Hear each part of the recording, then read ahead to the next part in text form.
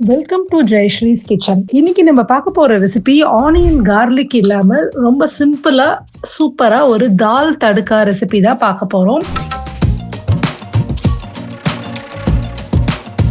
இதுக்கு முதல்ல ஒரு பவுல்ல 1/2 கப்பு பாசிப்பருப்பை சேர்த்துக்கலாம். இதை நல்லா வாஷ் பண்ணிட்டு ஒரு 3/4 கப்பு தண்ணி விட்டுக்கலாம். 1/2 டீஸ்பூன் மஞ்சள் தூள் சேர்த்துட்டு இதுல 2 பச்சை மிளகாயை கீறி போட்டுட்டு அதோட 1 டீஸ்பூன் துருவின இஞ்சி சேர்த்துக்கிறேன். ப்ரெஷர் குக்கர்ல 3ல இருந்து 4 விசில் விட்டு தனியா எடுத்து வச்சுக்கலாம். இப்போ ஒரு பேன்ல 3 டீஸ்பூன் எண்ணெய் சேர்த்துக்கலாம். அதோட 1 டீஸ்பூன் கடுகு, 1/2 டீஸ்பூன் பெருங்காயம் இதெல்லாம் சேர்த்துட்டு கடுகு பொரிய ஆரம்பிச்ச உடனே கொஞ்சமா கருவேப்பிலையும் சேர்த்துக்கலாம். இப்போ இதோட ஒரு தக்காளி பொடியா நறுக்கி வச்சிருக்கேன். அதையும் சேர்த்து ஒரு நிமிஷம் வதக்கிட்டு இதுல நான் பாதி பொட்டேட்டோ ஒரு குட்டி கியூப்ஸா கட் பண்ணி வச்சிருக்கேன். இதையும் சேர்த்து தேவையான அளவுக்கு உப்பு போட்டு இதோட 1 டீஸ்பூன் சாம்பார் பொடி, அப்புறம் 1/2 டீஸ்பூன் மஞ்சள் தூள் நல்லா மிக்ஸ் பண்ணிட்டு 1 கப்பு தண்ணி விட்டுக்கலாம். இதுல இந்த உருளைக்கிழங்கு எல்லாம் வேகிறதுக்கு இது நல்லா கொதிக்கட்டும். உங்களுக்கு உருளைக்கிழங்குக்கு பதிலாக கேரட் கூட போட்டுக்கலாம். இல்லை உங்களுக்கு எதுவும் காயே வேண்டாட்டினா கூட நீங்க எதுவும் சேர்த்துக்க வேண்டாம்.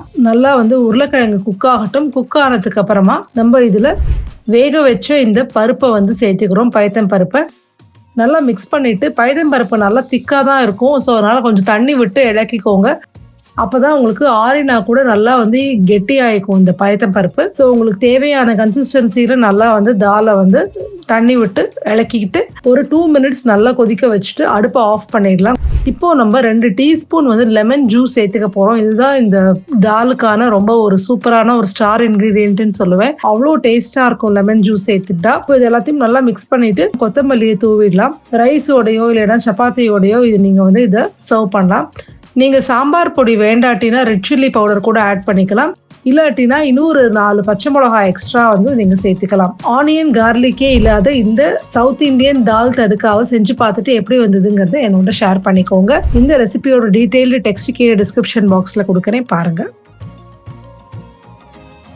தேங்க்யூ ஸோ மச் ஃபார் வாட்சிங்.